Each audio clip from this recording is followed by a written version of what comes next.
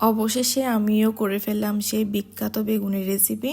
তো এটা এত পরিমাণে ফেসবুকে দেখছি আতলের সহানি ফরিজার গুই কি হইম। তো গতকাল রাত্রে আমি বাজার থেকে বেগুন নিয়ে এসেছিলাম, আর বেগুনটা সুন্দর করে কাট করলাম আমি। এরপর এক সাইডে আমি একটা মশলা রেডি করছি। হলুদ গুঁড়ো, মরিচের গুঁড়ো, লবণ আর কিছু রসুনের পেস্ট দিয়েছিলাম।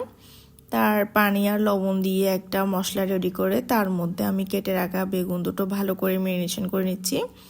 তো এই যে খুব ভালো করে আমি হাত দিয়ে মাখিয়ে নিচ্ছি। তো এরপর ফ্রাই প্যানে আমি তেল দিয়ে দিলাম।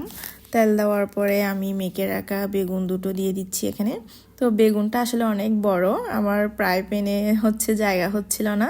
তো এই যে যা মশলা ছিল উপরে দিয়ে দিলাম, আর দিয়ে দিলাম কুচি করে ধনেপাতা, যেটা শীতকালে লাগবে, মাছ সব তরকারিতে লাগে। তো এই যে এক পাশ হয়ে যাওয়ার পরে আমি অন্য সাইডেও দিয়ে দিচ্ছি মশলা আর ধনেপাতা কুচি। তো ভালো করে ফ্রাই করে নিচ্ছি আমি। আসলে আমার অ্যালার্জি থাকা সত্ত্বেও আমার এই রেসিপিটা ট্রাই করতে হবে। ওই যে ভাইরাল রেসিপি এই ফেসবুকে দেখার পর মানে খেতে ইচ্ছে করছে ভীষণ। তো আপনারা চাইলেও ট্রাই করতে পারেন, অনেক ভালো খেতে, নিমিষে অনেকগুলো ভাত খেতে পারবেন।